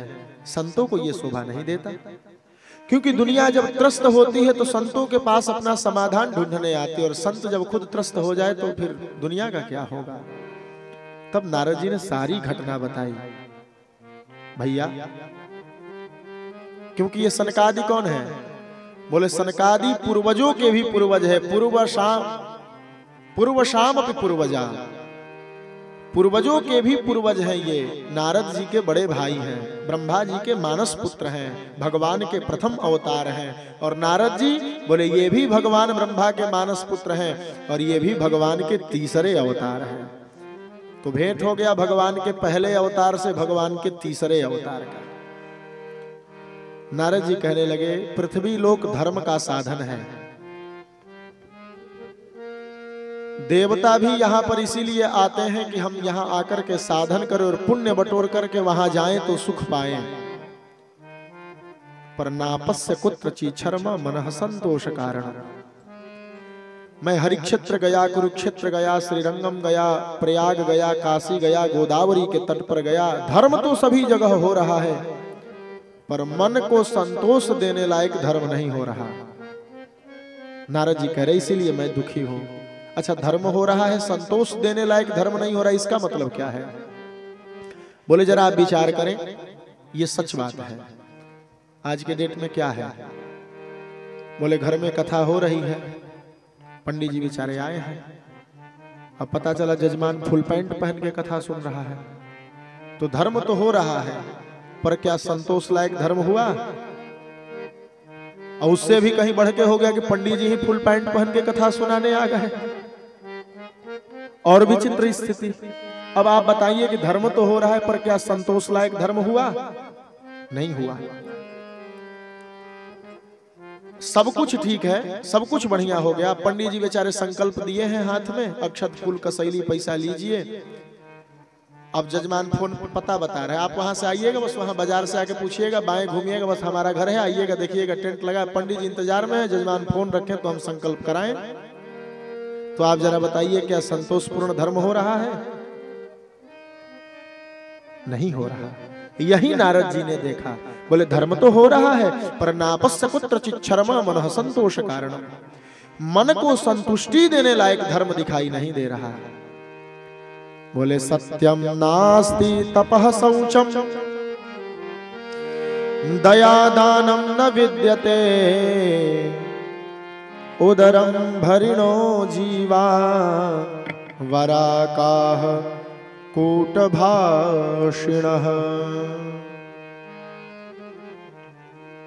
सत्य कम हो गया है, दया कम हो गई है, तपस्या कम हो गई है, दान कम हो गया है, सब कुछ कम हो गया है। लोगों का एकमात्र लक्ष्य बच गया है उदरम भरिणो जीवा। हमारा पेट कैसे भरे, बस इसी के लिए उपाय आज के समय में चल रहा है। इसके बाद किसी के लिए उपाय नहीं है। सनकादियों ने कहा तो आप गृहस्थों के यहाँ जाते तो वहां धर्म दिखाई देता। बोले महाराज हम गृहस्थ के यहाँ भी गए थे। गृहस्थ की दशा क्या है? बोले तरुणी प्रभुता गे श्याल को बुद्धिदायक कन्या विक्रयणो लोभा दंपति नाम च कलकनम। बोले नई नवेली जो पत्नियां आ रही है वो मालकिन बनना चाह रही है। तरुणी प्रभुता गे है, बूढ़ी स्त्रियों की पूछ कम हो गई, अब जो नई स्त्रियां आई हैं वो घर चलाना चाह रही हैं। और श्यालको बुद्धिदायक, घर में कोई कार्य लग रहा है तो भाई से बंटवारा हुआ है और साले साहब को सलाहकार बनाया गया है। ये कलयुग का गुण है। और तीसरा लक्षण क्या है? बोले पति पत्नी को भी एक साथ रख दिया जाए तो भी तब भी वो लड़ने लग रहे हैं। दंपति नाम च कलकनम, पति पत्नी भी आपस में लड़ रहे हैं। ये कलयुग की बहुत बड़ी विडंबना है। गृहस्थों के यहाँ भी सुख नहीं। तो बोले वहां से भागे भागे मैं वृंदावन आ गया। और वृंदावन इसलिए आया कि अभी कलयुग शुरू हुआ है, भगवान अभी तुरंत गए हैं तो वृंदावन तो कम से कम ठीक होगा। परंतु यहां आकर तत्राश्चर्यम मया दृष्टम श्रूयताम तन्मुनीश्वराः। यहां मैंने एक आश्चर्य देखा। क्या आश्चर्य देखा? बोले एक नई नवेली स्त्री बैठी है और उसके गोद में दोनों तरफ से दो बूढ़े लेटे हुए हैं बेहोश की अवस्था में। बहुत सारी स्त्रियां उसे पंखा झेल रही है, कोई उसकी आंसू पोंछ रही हैं, कोई उसे चुप करा रही है और वो रो रही है। मैंने देखा पर मैंने सोचा कि साधु महात्मा को स्त्री के बीच में क्या जाना। नारद जी कह रहे मैं लौटना चाहा, तब तक वो स्त्री खड़ी हो गई और आवाज लगाई, भो भो साधो क्षणं तिष्ठ मत चिंतामपि नाशय दर्शनं तव लोकस्य सर्वथाघहरं परम। हे महात्मन, आप कुछ देर रुक जाइए, क्योंकि दर्शनम तवलोकस्य सर्वथाघहरं परम, आप जैसे महात्माओं का दर्शन जीव के समस्त पापों को समाप्त कर देता है। और हम पर दुख आया है, इसका मतलब है कि हम पाप किए हैं, तभी हम पर दुख आया है। बिना पाप किए दुख आ ही नहीं सकता। तो आप दर्शन देकर के हमारे पाप को समाप्त कर लीजिए। नारद जी रुके, पूछे तुम कौन हो? कासित त्वम काविमौ चेमा नार्यः का पद्मलोचना, ये समस्त स्त्रियां कौन है? ये जो दोनों बूढ़े पड़े हैं ये कौन है? अपना परिचय बताओ। उस स्त्री ने कहा मेरा नाम भक्ति देवी है और ये दोनों मेरे पुत्र ज्ञान वैराग्य हैं। मैं दक्षिण में प्रकट हुई, कर्नाटक में बड़ी हुई, महाराष्ट्र में आई, गुजरात में आते आते बूढ़ी हो गई, वृंदावन में आई मैं तो जवान हो गई, पर मेरे बालक यहाँ बूढ़े रह गए। प्रभु, नियम तो यह चाहिए कि घटते जरठा माता तरुणौ तनयाविति, माता बूढ़ी हो और बेटे जवान हो। पर स्थिति देखिए, बेटे बूढ़े हैं और मैं जवान हूं। कोई उपाय करिए। अगर आप उपाय नहीं करेंगे तो इदम स्थानम परित्यज्य विदेशम गम्यते मया, मैं इस स्थान को भी छोड़ दूंगी। नारद जी कहने लगे ऐसा मत करो, भगवान का भजन करो, क्योंकि भगवान के भजन से समस्त दुख दूर हो जाता है। देखिए आप संत किसे माने? बोले जिसके पास जाएं और सब कष्टों का वो एक ही उपाय बताए कि आप भगवान का भजन करें, तो समझ आइए कि संत के पास आप चले गए। अब किसी के पास गए और अपना दुख बताए और वो लगाए आपको लौंग और इस सब में बजाने की ओझाई करवा लीजिए, ये कर लीजिए वो कर लीजिए, तो संत हो ही नहीं सकता। संत वही है जिसका एकमात्र ईश्वर पर भरोसा है, वो संत है। चाहे वो फुल पैंट कुर्ता पहनता हो, चाहे वो लुंगी पहनता हो, चाहे जटा बढ़ाया हो, स्थिति मायने नहीं रखती, उसके हृदय में भाव कैसा है ये प्रधान है। नारद जी ने कहा तुम भगवान का ध्यान करो, भगवान सब ठीक करेंगे। देखो बाले, हे बालिका, हे स्त्री, यह कलयुग चल रहा है और कलयुग में सदाचार लुप्त हो गए हैं, इसीलिए तुम्हारा प्रभाव कम हो गया है। परंतु इस वृंदावन की धरती को मैं प्रणाम कर रहा हूं। किस कलयुग में भी वृंदावन आने के बाद भक्ति जवान हो गई। वृंदावनस्य संयोगात् पुनस्त्वं तरुणी नमा, इस वृंदावन को मैं प्रणाम करता हूं। धन्यम वृंदावनम तेन भक्तिर् नृत्यति यत्र च। कृष्ण भगवान चले गए, कलयुग आया तो परीक्षित जी ने उसे शरण दे दिया, तब से यह स्थिति बनी है। देखो हम संतों की, हम भागे भागे घूम रहे हैं, कहीं धर्म नहीं दिखाई दे रहा। भक्ति महारानी ने पूछा बाबा जब कलयुग इतना गलत है तो परीक्षित जी ने इसे रखा क्यों? बोले बेटी देखो, कभी कभी लाख अवगुण रहने के बाद भी एक ऐसा सद्गुण जो किसी में न हो, अगर उस व्यक्ति में हो तो उसको मानना पड़ता है। गांव में कोई कितना भी उदंड व्यक्ति हो और ऐसी वस्तु उसके पास है जो गांव में किसी के पास नहीं है, तो उसके लिए आपको उसके पास जाना पड़ेगा। जैसे मधुमक्खी किसी को काट दे तो कितना दर्द होता है, पर मधुमक्खी में एक विशेष गुण है, वो मधु देती है। मधु दूसरी किसी विधि से बनाने की विधि आज तक नहीं ढूंढी जा पाई। मधुमक्खियां ही छोटे छोटे फूलों से रस ला करके उसे मधु बनाती है। यह जानते हैं कि मधुमक्खियां विषैली हैं, पर मधु के लालच में हम मधुमक्खी पालन करते हैं कि नहीं करते हैं? एकदम करते हैं। उसी प्रकार कलयुग में लाखों अवगुण हैं, परंतु एक गुण है इसमें। कौन सा गुण प्रभु? यत फलम नास्ति तपसा न योगे न समाधिना तत्फलम लभते सम्यक कलौ केशव कीर्तना। कलयुग में भगवान का भजन कर लेने पे जीव का कल्याण हो जाता है। परीक्षित जी ने जाना कलयुग के लोग हजारों वर्ष तक जीवित रह के यज्ञ अनुष्ठान नहीं कर सकते। कलयुग के लोगों की आयु कम है, किसी बहाने भगवान का भजन कर लेंगे तो उनका कल्याण हो जाएगा। इसीलिए परीक्षित जी ने कलयुग को स्थान दे दिया, क्योंकि यह गुण केवल इसमें है। अन्य युगों में तपस्या समाधि यज्ञ करना पड़ेगा, पर कलयुग में केवल भगवान का भजन करते रहिए और सदाचार से रहिए। कोई गलत आचरण अपने जीवन में मत रखिए, तो कहीं पूजा पाठ तीर्थ जाने की आवश्यकता नहीं, पर सदाचारी बनना जरूरी है, इसीलिए रख दिया। पर तुम चिंता मत करो, मैं तुम्हारा कुछ उपाय करूंगा। भक्ति महारानी ने कहा, महाराज भगवान ये सब देख कैसे रहे हैं? बोले ये युग धर्म है, कलयुग को भी तो भगवान ने ही बनाया है, और युग धर्म ये संसार को चलाने की एक पद्धति है, इसे खत्म नहीं किया जा सकता। अब कोई कहे कि रात्रि क्यों हो रही है? अगर रात्रि न हो तो संसार के लोग आराम क्यों करेंगे? इसलिए यह आवश्यक है।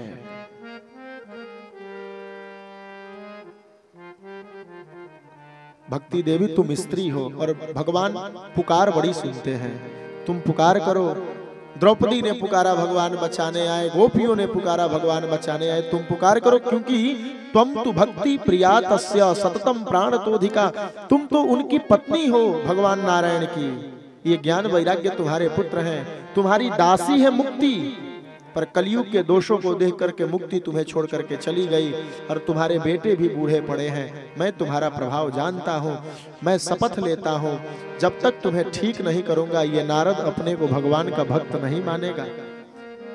और यह कह करके प्रयास करने लगे, हाथ को हिलाए, मुख में कान लगा करके ज्ञानम प्रबुद्धताम शीघ्र रे वैराग्य प्रबुद्धताम, हे ज्ञान जगो, हे वैराग्य जगो, ऐसा जोर जोर से चिल्लाया।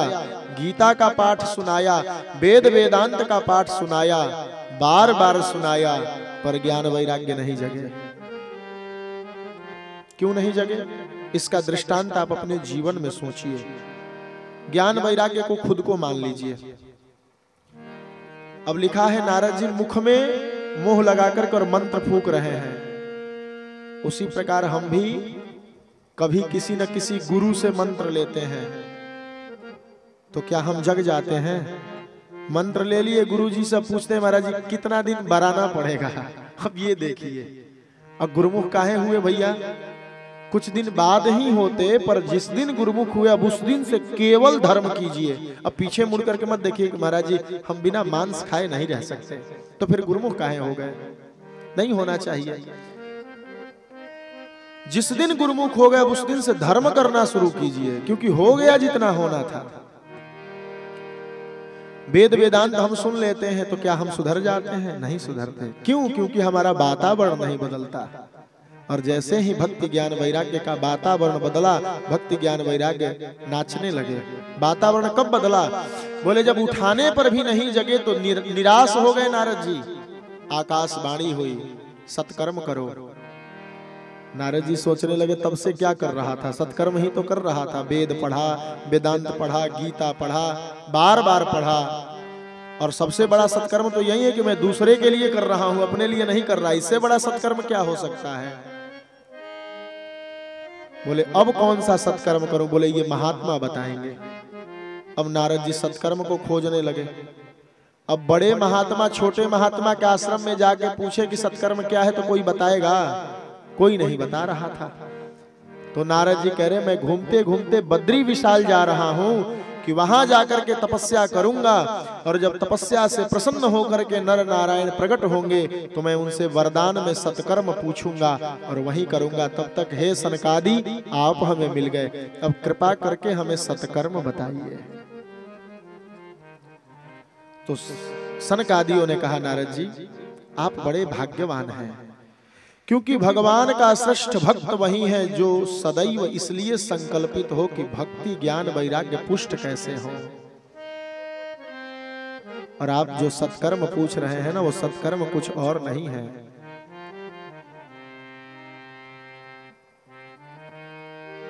सत्कर्म सूचको नूनम ज्ञान यज्ञ स्मृतो बुधैः श्रीमद्भागवतालापः सतुगीतः शुकादिभिः। सत्कर्म क्या है? बोले श्रीमद् भागवत की कथा सत्कर्म है। अरे महाराज, श्रीमद् भागवत तो वेद से निकला है और मैंने वेद पुराण सब सुना दिए। बोले नारद जी, आपने ही तो श्रीमद् भागवत व्यास जी को बताई थी, आपने अपने पिता ब्रह्मा जी से सुनी है भागवत। अच्छा महाराज, तब भागवत तो आप जानते? बोले बिल्कुल जानता हूं। तो भागवत आप क्यों नहीं सुनाए? बोले मुझे लगा कि मैं वेद सुना दूंगा तो वेद में सब कुछ है। बोले महाराज, बात आपकी ठीक है, आम के पेड़ से ही आम का फल होता है, तो जो काम फल कर देगा उसको पेड़ खिलाने से थोड़ी फायदा हो सकता है। ये सत्य है कि वेद पेड़ है तो उसी का फल श्रीमद् भागवत है, पर जो सुख फल खाने से मिलता है वो पेड़ खाने से नहीं मिलेगा। इसलिए आप उनको श्रीमद् भागवत की कथा सुनाइए। दूध में घी होता है, पर घी में पूड़ी बन जाएगी, दूध में बनेगी? दूध में दीपक जलेगा? नहीं जलेगा। उसी प्रकार वेद से ही भागवत आया है, पर जो काम भागवत करेगा वो वेद नहीं कर सकता। भागवत सबके लिए अच्छा भैया, दवाई तो तब काम करेगा जब दवाई की समझ हो हमें। अब वेद कोई आके हमारे सामने बोल के चला जाए, हमको समझ ही नहीं पाए, तो सुनने का जो पुण्य है वो पुण्य मिलेगा, इससे अधिक तो कुछ हो नहीं सकता। पर अगर हम समझ गए जिस बात को, अपने जीवन में उतार लिए, तो हम कल्याण को पा जाएंगे। यही बात सनकादियों ने समझाई। बोले तो कृपा करके इस काम को कीजिए। बोले तो चलिए हरिद्वार में ये कथा कराई जाए। बोले भक्ति ज्ञान वैराग्य तो वृंदावन में है। बोले नारद जी, जहाँ भागवत की कथा होती है वहाँ भक्ति ज्ञान वैराग्य दौड़े दौड़े चले जाते हैं, उन्हें बुलाना नहीं पड़ता। हरिद्वार में कथा आयोजित हुई आनंद नामक तट पर। भूलोक भुवहलोक स्वर्गलोक सभी लोगों में हल्ला मच गया। नारद जी जजमान बने हैं, सनकादि कथा सुना रहे हैं। किस लिए? बोले भक्ति ज्ञान वैराग्य को पुष्ट करने के लिए। सब ऋषि महर्षि भागे भागे आए कथा सुनने के लिए। कथा प्रारंभ हुई और जैसे आज हम कथा की महिमा गा रहे हैं, वैसे सनकादियों ने भी महिमा गाई। बोले कथा भागवतस्यापि नित्यं भवति यद गृहे तद गृहं तीर्थरूपम ही वसता पापनाशनम। जिस घर में रोज भागवत की कथा होती है, रहने वाले लोग निष्पापी हो जाते हैं। और महिमा गाते गाते कह दिया, कहीं जाने की आवश्यकता नहीं है। अगर तुम कल्याण चाहते हो तो भागवत का एक श्लोक याद कर लो। भागवत का एक श्लोक कंठस्थ हो गया और उसका नित्य पाठ चल रहा है मन में, तो आपका कल्याण है। अगर एक नहीं याद हुआ तो आधा याद हो जाए तो भी कल्याण है। अगर आधा याद नहीं हुआ, श्लोकार्धम श्लोक पादम वा, एक पद भी श्लोक का याद हो गया तो आपका कल्याण है। और चार काम को एक बराबर बताया। बोले उक्तम भागवतम नित्यम कृतम च हरिचिंतनम तुलसी पोषणम चैव धेनुनाम सेवनम समम। चार काम एक बराबर है। या तो एक गैया, देसी शुद्ध देसी गाय लेकर के उसकी सेवा कीजिए, या फिर तुलसी को पटा करके हरा भरा रखिए, या फिर आंख बंद करके भगवान का चिंतन कीजिए, या फिर भागवत को पढ़ लीजिए। चारों का पुण्य एक बराबर है। अब चारों में जो आपको आसान लगे वो आप कल से शुरू कर दें, यही कथा सुनने का फल है। या तो एक शुद्ध देसी गाय की सेवा करें, या फिर तुलसी का पोषण करें, या फिर आंख बंद करके उस ईश्वर का ध्यान करें, पूजा करें, या भागवत जी का एकादश श्लोक रोज पढ़ें। सूत जी जो शौनक आदि 88,000 ऋषियों को कथा सुना रहे, तो कह रहे हैं महाराज भागवत कितनी बड़ी महिमा है। बोले बिल्कुल महिमा है। कैसे? बोले भागवत कोई साधारण किताब नहीं है, ये साक्षात श्री कृष्ण है। जब भगवान इस धरती को छोड़ करके जाने लगे तो उद्धव जी रोने लगे, प्रभु जब आप चले जाएंगे तो हम भक्त कैसे रहेंगे। भगवान ने कहा मैं अपना तेज इस भागवत में डाल करके जा रहा हूं। और भगवान तिरोधाय प्रविष्टोयम श्रीमद् भागवतार्णवम, भगवान जो क्षीर सागर में जा रहे थे, जो क्षीरार्णव में जा रहे थे, वो इस भागवतार्णव में प्रवेश कर गए, भागवत रूपी समुद्र में प्रवेश कर गए। और तब से तेने यम वांगमयी मूर्ति ही प्रत्यक्षा वर्तते हरेह, यह साक्षात भगवान ही भागवत के रूप में है। इतनी महिमा सुनी तो शौनकादि ऋषियों ने कहा वह व्यक्ति अभागा है जो जीवन में एक बार भी भागवत की कथा नहीं सुनता। और कथा जैसे ही शुरू हुई एक चमत्कार हुआ। क्या हुआ चमत्कार? बोले भक्ति ही सुतौ तौ तरुणौ गृहीत्वा प्रेमैक रूपा सहसा विरासित, श्री कृष्ण गोविंद हरे मुरारे नाथेति नामानि मुहुर्वदन्ति। सब लोग देख रहे हैं कि सभा में एक स्त्री और दो पुरुष नाच रहे हैं, श्री कृष्ण गोविंद हरे मुरारे हे नाथ नारायण वासुदेव कह कह के। अरे महाराज ये कौन है? बोले यही भक्ति ज्ञान वैराग्य है। ये कहां से आए? बोले कथार्थ तो निष्पतिता धुनेयम, भक्ति ज्ञान वैराग्य को अलग से कहीं ढूंढने नहीं जाना पड़ता। जब कथा करने वाले वक्ता कथा का अर्थ ठीक ठीक करते हैं तो भक्तों के हृदय में भक्ति ज्ञान वैराग्य खुद ब खुद प्रकट हो जाते हैं। यही इस कथा का चमत्कार है। बोले हम कैसे माने कि हम कथा सुन रहे हैं तो हमारे हृदय में भक्ति ज्ञान वैराग्य आ गए?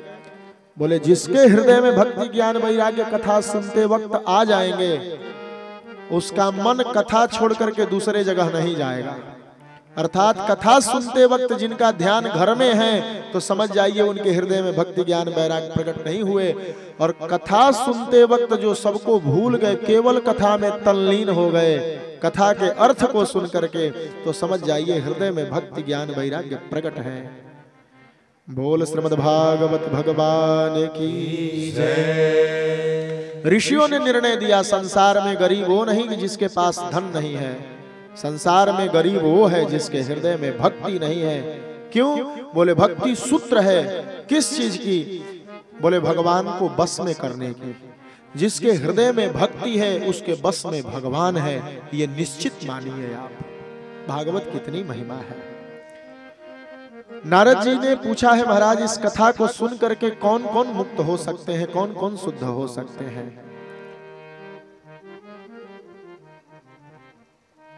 सनकादि कहते हैं नारद जी, ये मानवाः पाप कृतस्तु सर्वदा सदा दुराचार रता विमार्गगाः। जो सदैव दुराचारी है, कुमार्गी है, अगर वो भी ये संकल्प ले ले कि आज तक जो हुआ सो हुआ, आज के बाद मैं पाप नहीं करूंगा, और ऐसा संकल्प लेकर के भागवत जी के शरण में आ जाता है तो सप्ताह यज्ञेन कलौ पुनन्ति ते, इस सप्ताह यज्ञ को सुनने से कलयुग में पवित्र हो जाता है। देखिए भागवत की कथा क्या है? बोले ये यज्ञ भी है और कथा भी है। यह सप्ताह यज्ञ है, इसको सुनने से यज्ञ करने का भी फल मिलता है और कथा सुनने का भी फल मिलता है। दोनों फल ये देती है। महाराज कोई पापी मुक्त हुआ है? बोले हाँ हुआ है। बताइए। बोले इसके लिए मैं आपको एक इतिहास सुनाऊंगा। इतिहास का अर्थ क्या है? बोले इति का अर्थ होता है संस्कृत में ऐसा ही या इस प्रकार। जैसे जब अध्याय समाप्त होते हैं तो इतिश्री कहा जाता है, मतलब इस प्रकार यह अध्याय समाप्त हुआ। तो इति का अर्थ इस प्रकार, और आस मतलब था, इस प्रकार हुआ था, इसी का नाम इतिहास है। क्या हुआ था महाराज? बोले दक्षिण भारत में एक तुंगभद्रा नदी है, उसी के तट पर एक उत्तम नामक गांव था। सभी जाति के लोग रहते थे। वहां एक बड़े विद्वान ब्राह्मण थे जिनका नाम आत्मदेव शर्मा था। उनकी एक पत्नी थी, नाम था धुंधुली देवी। पंडित जी जितने बड़े विद्वान थे, विद्वान तो वो भी थी, पढ़ी लिखी थी, बड़े संस्कारी घर की थी, पर उसमें कुछ दुर्गुण थे। दुर्गुण कैसा? बोले वो किसी की बात नहीं मानती, झगड़ालू स्वभाव की थी, दूसरे की चर्चा करती थी, अपनी चर्चा नहीं करती थी। फिर भी पंडित जी किसी तरह काम चलाते थे, चलाना ही चाहिए, क्योंकि पति पत्नी आज का संबंध नहीं है, ये जन्म जन्मांतर का संबंध है। थोड़ा सा सामंजस्य बनाकर के इसका निर्वहन करना ही चाहिए। पंडित जी कर रहे थे। एक दिन पंडित जी को ग्लानि हुई कि मेरी बुढ़ापा आने को है, मुझे कोई संतान नहीं है। दरवाजे पर गैया है, वो भी बांझ पड़ी है, तुलसी का पौधा सूख रहा है, समाज के लोग हमसे घृणा कर रहे हैं। पंडित जी ने धर्म करना शुरू किया। धर्म करने का अर्थ क्या है? बोले पुत्र के लिए धर्म। अभी तक तो धर्म ही कर रहे थे, पर पुत्र हो जाए इस विचार से यज्ञ इत्यादि करने लगे। और कितना किए? बोले धनार्धम धर्म मार्गेण ताभ्याम नीतम तथापि च। अपने धन का आधा धन खर्च कर दिए यज्ञ करने में। फिर भी न पुत्रो ना पिवा पुत्री ततश्चिंता तुरो भृशम। फिर भी न पुत्र हुआ न पुत्री हुई। अब पंडित जी को चिंता हुई, घर में पत्नी जीने नहीं दे रही, कलह की हुई है, बाहर जा रहा हूं तो लोग घृणा किए हैं, इससे अच्छा है अब मैं मर जाऊं। और इतना सोच करके आत्मदेव जी निकल गए, जंगल में गए, एक तालाब के किनारे बैठ करके रो रहे थे। एक महात्मा मिल गए, बोले देखिए यज्ञ करना निष्फल नहीं होता। अब आप सोचेंगे इतना यज्ञ किए तो उनको बेटा बेटी क्यों नहीं हुआ? बोले उस यज्ञ का फल क्या हुआ? बोले महात्मा मिल गए। और महात्मा मिले, आज तक क्या आत्मदेव जी के जीवन में महात्मा नहीं मिले थे? मिले थे, पर इनके दुख को जानने वाले महात्मा नहीं मिले थे। यज्ञ करने का प्रभाव क्या हुआ? बोले भगवान ही महात्मा बनकर के आगे इनके दुखों को जानने के लिए। और कहने लगे कथम रोदिश विप्रत्वम काते चिंता बलियसी। क्यों रो रहे हो? पंडित जी ने कहा बेटा चाहिए। महात्मा ने समझाया, बेटा क्या करोगे? अरे सन्यास लो, सन्यासे सर्वथा सुखम। संसार का बेटा सुख देगा इसकी क्या गारंटी है? पर पंडित जी ने जिद किया, सन्यास सूखा है और गृहस्थ रस से भरा हुआ जीवन है, हमें बेटा दीजिए। महात्मा ने डांट करके कहा, क्या जानते हो कि मैं मूर्ख हूं? श्रृणु विप्र मया तिद्य प्रारब्धम तु विलोकितम। मैं तेरा प्रारब्ध देख रहा हूं। सप्त जन्मावधि तव पुत्रो नैव च नैव च। 7 जन्मों तक तुम्हें कोई पुत्र नहीं है, कोई पुत्र नहीं है, कोई पुत्र नहीं है। अब तो आत्मदेव जी चरणों में गिर गए, बोले महाराज जब आप 7 जन्म की बात देख लेते हैं तो आप हमें बेटा दे देंगे, ये मुझे अब विश्वास हो गया। अब तो आप बेटा नहीं देंगे तो आपके चरणों में माथा पटक करके मर जाऊंगा और ब्रह्म हत्या आपके सिर लगेगी। महात्मा जी सोचने लगे गजब फंस गए भैया, हम ये कहां के चक्कर में आ गए। महात्मा जी ने तुरंत अपनी झोली से एक फल निकाला और फल निकाल करके दे दिया, लो ले जाओ। एदम भक्षय पत्न्या त्वं ततः पुत्रो भविष्यति। ये अपनी पत्नी को खिला देना, पुत्र होगा। देखिए संतों के पास आग्रह करना चाहिए, संत ईश्वर है, संतों से दुराग्रह नहीं करना चाहिए कि हमें ऐसा कीजिए, ये नहीं होना चाहिए। संतों से आग्रह कीजिए, प्रभु कृपा हो जाती तो ये काम बन जाता, बस हो गया। अब ये नहीं कि नहीं नहीं आप हमको ये कीजिए, फिर तो आप जबरदस्ती करवा रहे हैं। और कृपा जबरदस्ती नहीं मांगी जाती, आपकी विनम्रता किसी के उदारता का कारण बन जाती है। आप विनम्र बने रहिए, कृपा आपको खुद मिल जाएगी। मैं हूं ये भावना जब तक रहेगी कृपा नहीं मिल सकती। हम आपके हैं ये भावना जिस दिन हो जाएगी उस दिन कृपा कोई रोक नहीं सकता। बस ये भावना लाना है मन में कि हम आपके हैं प्रभु, हम आपके हैं। एक सच्ची घटना है महाराज जी, हम लोगों के दल में एक श्री कृष्णाकांत महाराज जी रहते हैं, वो हमसे बता रहे थे। परम पूज्य दादा गुरुदेव श्री त्रिदंडी स्वामी जी महाराज उनके पास एक युवक आए और आकर के उन्होंने कहा, महात्मा जी हमारी पत्नी गर्भवती है, आप कृपा करें कि पहले बेटी हो जाए,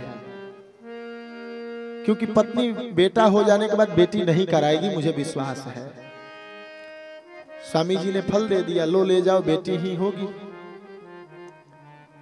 फल ले जाकर के दिए अपनी पत्नी को कि स्वामी जी से हम आशीर्वाद मांग कर के आए हैं, फल खा लो बेटी होगी।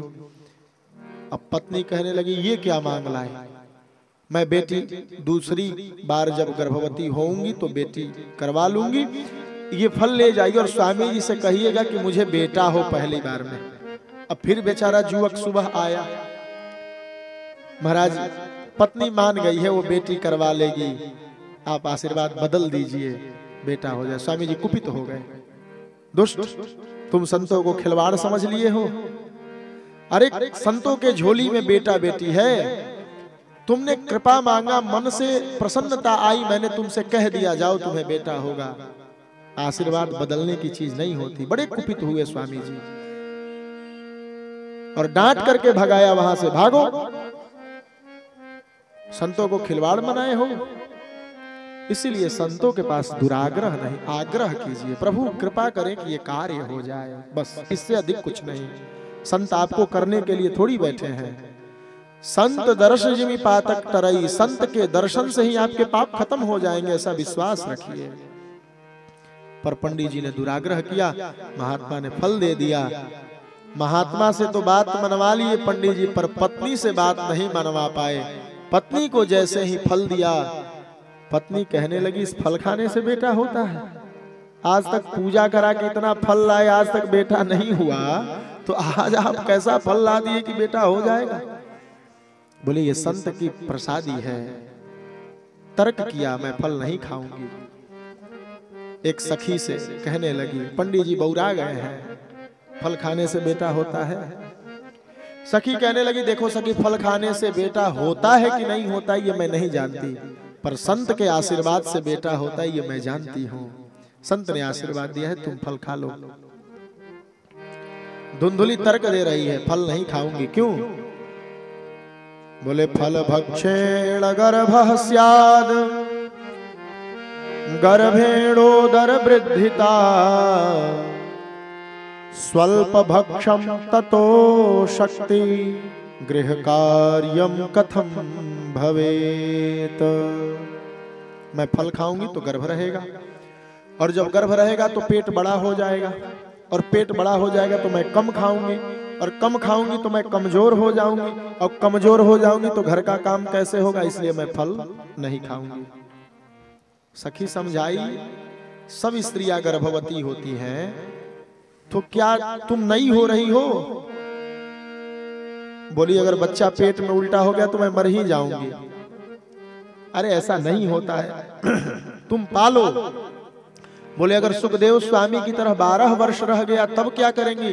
बोले ये ऐसे होगा, वो देवता थे, ये आदमी है, अंतर समझो। बोले फिर भी नहीं पाऊंगी, क्यों? बोले अगर मैं गर्भवती रह गई और गांव में चोरी हो गया तो दैवात धाती ब्रजेत ग्राम पलायेत गर्भिणी कथम, सब लोग भागेंगे, आग लग जाएगा, तो हम कैसे भागेंगे, हमारा तो पेट बड़ा रहेगा। अरे इतना आग लग रहा है, तुम खाओ फल। बोले नहीं खाऊंगी, क्यों? बोले सबसे बड़ा बात यह है कि जब मुझे पुत्र प्राप्ति होगी, पुत्र प्राप्त होगा, तो मेरे पतिदेव अपने बहन को बुलाएंगे और मंदायाम मई सर्वस्वम ननांदा संहरे तदा, और मेरी ननद बड़ी चापलूस है, मेरे पति को चापलूसी करके सारा धन दहेज में मांग के लेके चली जाएगी, इसलिए मैं फल नहीं खाऊंगी। अब बताइए, सखी तंग आकर के कह दिए तुम्हें फल खाना है तो खाओ, नहीं खाना है तो मत खाओ, मैं जा रही हूं। धुंधुली की बहन आई, बहन से सब घटना बताई। बहन ने कहा देखो मैं गर्भवती हूं, आज से 7 महीने के बाद मेरा पुत्र होगा, मैं तुझे ला करके दे दूंगी। फल की परीक्षा लेनी है तो तुम, तेरी गैया भी बांझ पड़ी है, उस गैया को फल खिला दो, फल की परीक्षा भी हो जाएगी, और तुम इसके बदले मुझे कुछ धन दे देना, मैं तुझे अपना बेटा दे दूंगी। और तुम फल खाने का नाटक करो।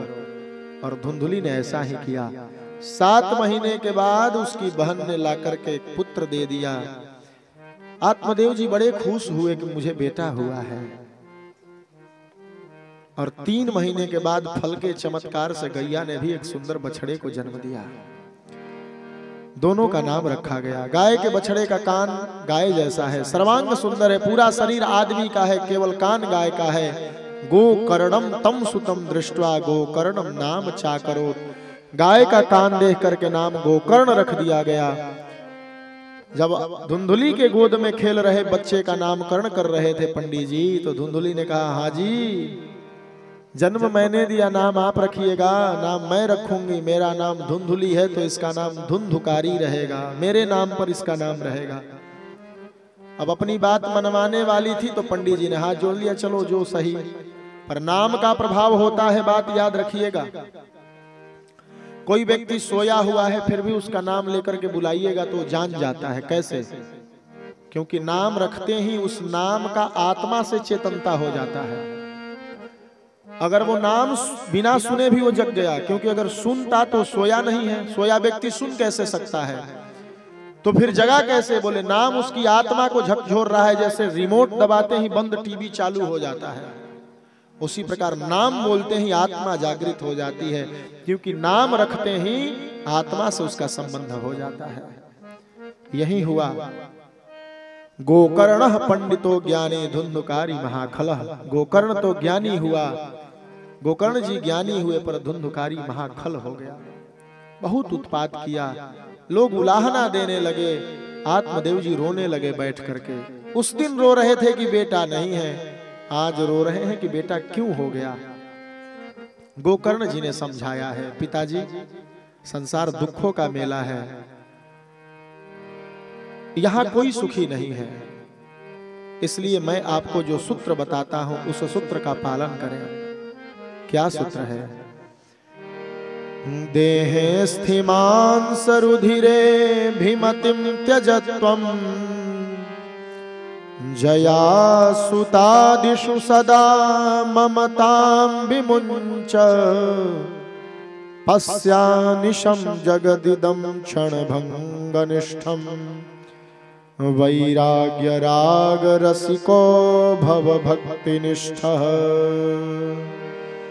पिताजी जीव दो प्रकार से दुखी है, एक शरीर को अपना मान करके और एक परिवार को अपना मान करके। इन दोनों से अहमता और ममता हटाइए। ये शरीर क्या है? बोले जैसे एक मकान है, छड़ लगा करके मसाला डाल करके प्लास्टर करके कोई पेंट कर दिया गया, उसी प्रकार ये शरीर है। हड्डी रूपी छड़ डाल दिया गया, मांस रूपी मसाला लगा दिया गया, चमड़ा रूपी प्लास्टर चढ़ा दिया गया और काला गोरा कोई एक पेंट मार दिया गया, इसी का नाम शरीर है। इससे क्या आप जीवित बचेंगे? नहीं नहीं, छोड़ के जाना है। इसलिए जीते जी 2 काम कीजिए, सेवा कीजिए लोगों की और कथा सुनिए और वैराग्य राग के रसिक हो जाइए। आत्मदेव जी निकल पड़े। 10वें स्कंद का पाठ करते करते 60 वर्ष की आयु में कल्याण को पाए। जब आत्मदेव जी चले गए तो धुंधुकारी अपनी मैया को मारता और मार करके धन लेता, शराब पीता, वेश्यावृत्ति करता। मैया एक दिन रात में भागी, कुएं में गिर करके मर गई। बालक क्यों बिगड़ता है? बोले दुःशीलम मातृ दोषेण, माता के दोष से बेटा का आचरण गलत हो जाता है। और पितृदोषेण, पिता के दोष से मूर्खता आता है। पितृदोषेण मूर्खता, दुःशीलम मातृदोषेण पितृदोषेण मूर्खता। और कार्पण्यम वंश दोषेण, कार्पण्यता कंजूस व्यवहार की नीचता वंश के दोष से आता है। ये सबके लक्षण है शास्त्र में। धुंधुकारी गलत आचरण का हुआ। कैसे हुआ? बोले माता के कारण। क्योंकि इसकी माता कौन है? धुंधुली नहीं है, इसकी माता धुंधुली की बहन है जो बेटे को बेच दी है धुंधुली को। तो जिसकी माता अपने बेटे को बेचने वाली हो, उसका बेटा कितना बढ़िया हो सकता है? आप कल्पना कीजिए, नहीं हो सकता। और संत की बात भी झूठी नहीं हुई। संत ने क्या कहा है? आत्मदेव 7 जन्म तक तुम्हें बेटा नहीं होगा। तो कहां हुआ बेटा? धुंधुकारी तो उसके बहन की, धुंधुकारी तो अपनी मौसी का बेटा है, मौसी के यहाँ रह रहा है। और फल से बेटा होगा ये बात भी झूठ नहीं हुई, क्योंकि फल गैया को खिलाया गया तो बेटा हो गया। न संत की बात झूठी हुई, न आत्मदेव के प्रारब्ध में लिखी हुई बात झूठी हुई, और न शास्त्र नीति की बातें झूठी हुई। मर गई धुंधुली। गोकर्ण जी समझ गए अब हमको मारेगा, सो गोकर्ण जी तीर्थ करने चले गए। धुंधुकारी अकेले है, 5 वेश्याओं को बुला करके घर में रखता है, चोरी करके लाता है, भरण पोषण करता है। एक दिन राजा के यहाँ चोरी कर लिया। मोटे मोटे गहने देख करके वेश्याएं समझ गई ये राजा के घर के हैं, समझ गई राजा इसे पकड़ेंगे तो हमें भी पकड़ लेंगे। सो धुंधुकारी को मार दिया, आंगन में ही दफन कर दिया और सारा माल लेकर के निकल गई। धुंधुकारी मर करके प्रेत हुआ।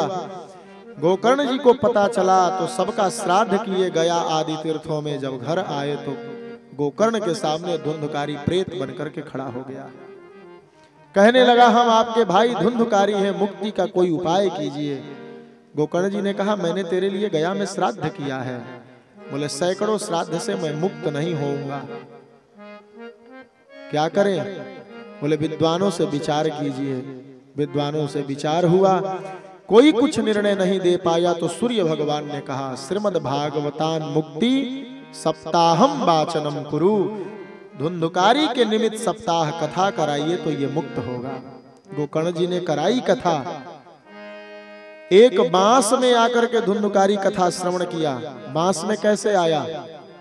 बोले हम लोगों का शरीर 5 तत्वों से मिलकर बनता है, क्षिति जल पावक गगन समीरा। और प्रेत का शरीर बोले एक तत्व केवल हवा से बनता है, इसीलिए वो हवा बनकर के आकर के उसमें प्रविष्ट हुआ।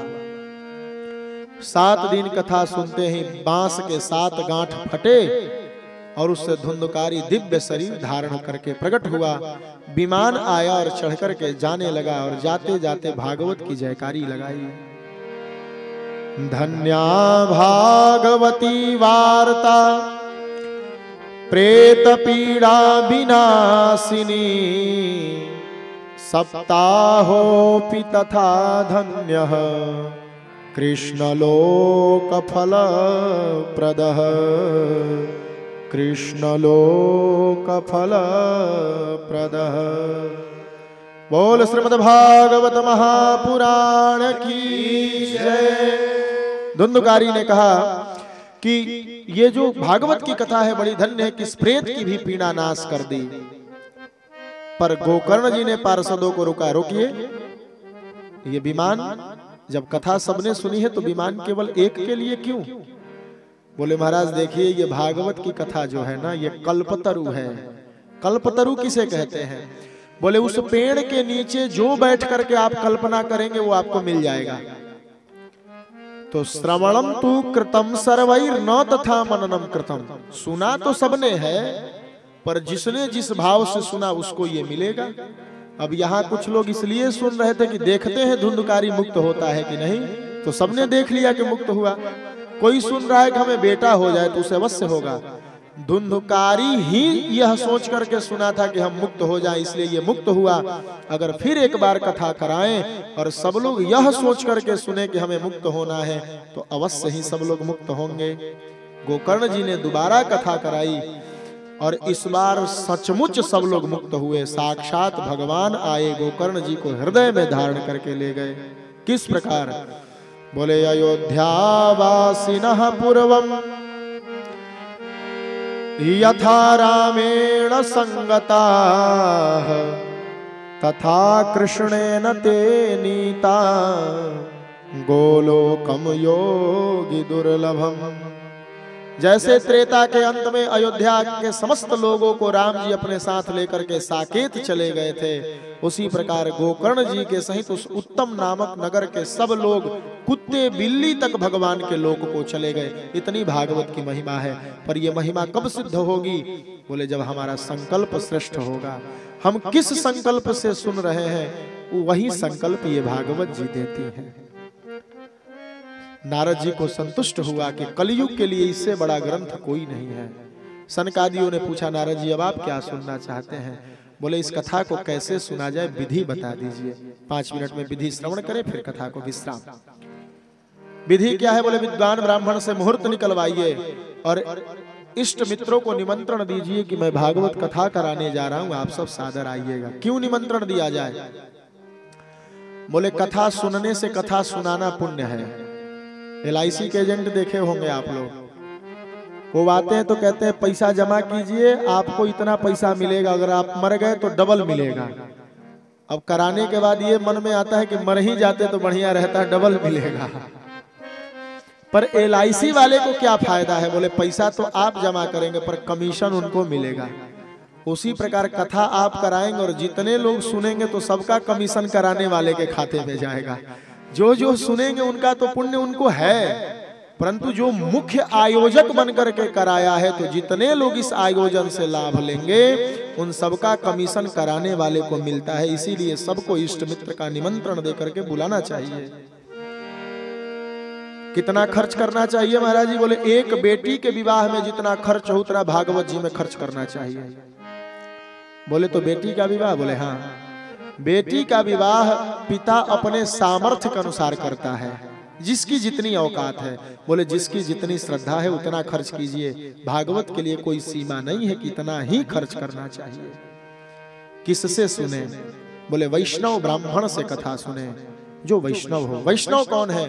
बोले जो शंख चक्र लिया हो, ऊर्ध्व पुंड धारण करता हो, भगवान विष्णु का मंत्र जपता हो, वह वैष्णव है। जजमान को कैसे रहना चाहिए? बोले 7 दिनों तक कम से कम खाएं कि कथा में विघ्न न हो।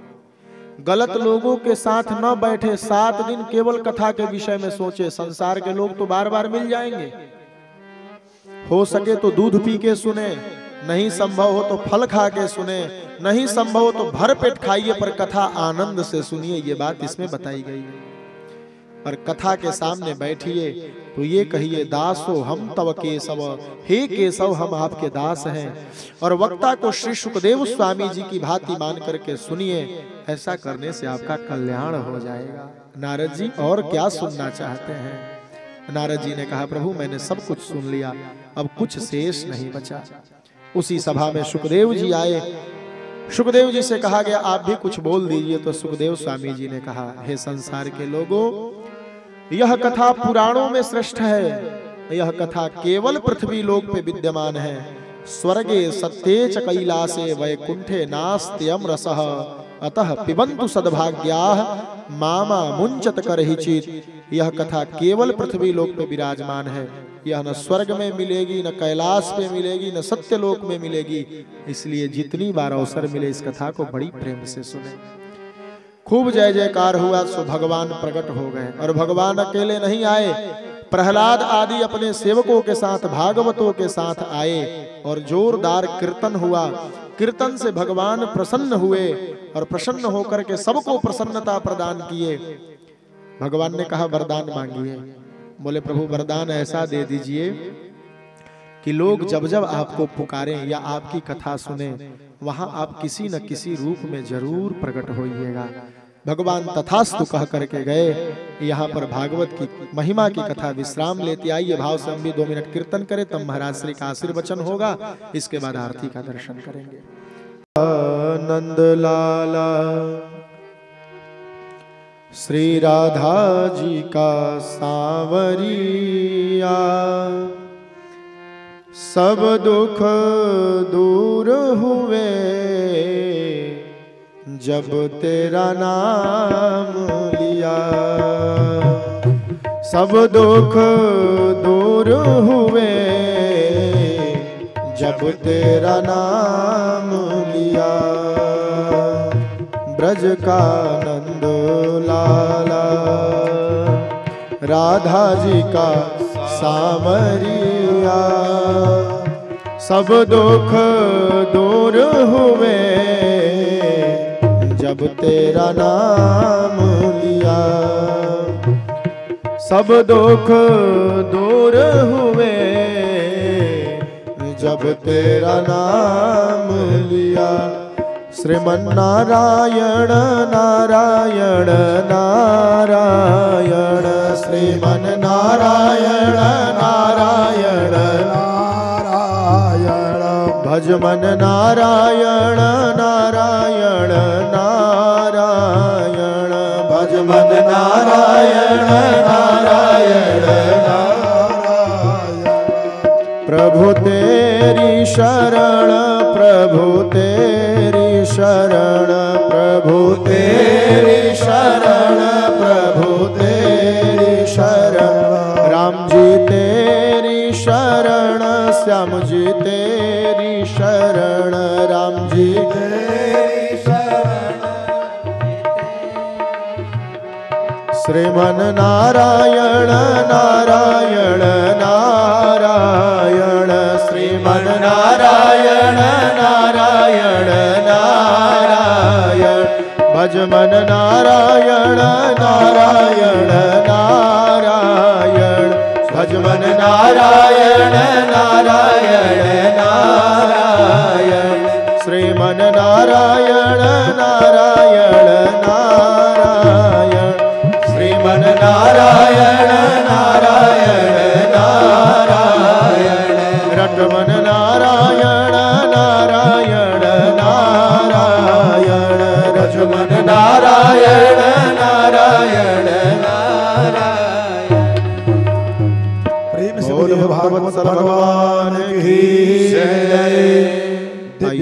आइए भाव से हम महाराज श्री का आशीर्वचन श्रवण करें। आप सब तत्पश्चात आरती का दर्शन। श्रीमद् भागवत के महात्म के अंतर्गत बहुत गूढ़ तत्वों को आप लोगों ने सुना।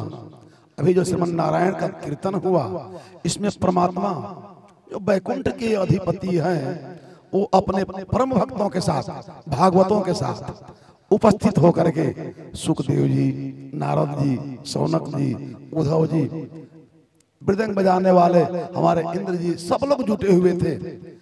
कैलाश हिल गया, ब्रह्मलोक हिल गया, कोई बाकी नहीं रहा। हरिद्वार के क्षेत्र में गंगा तट पर जो आनंद परमात्मा के भक्तों के द्वारा भक्ति और ज्ञान और वैराग्य के मिली, बहुत कुछ मिला। कैलाश डगडगाने लगा।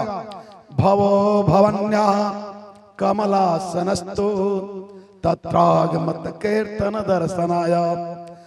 उमापति महादेव अपने भगवती के साथ नंदीश्वर पर बैठ करके हरिद्वार में आ गए। उनका मायापुरी हरिद्वार ससुराल भी है। और ब्रह्मलोक से ब्रह्मा जी भी कमल के पुष्प पर अपने सरस्वती के साथ बैठ करके आए। बहुत दिव्य कीर्तन हुआ। समय थोड़ा नहीं है, समय आज ठीक नहीं है। कल का हम बता दे कैसे कैसे सत्र चलेगा।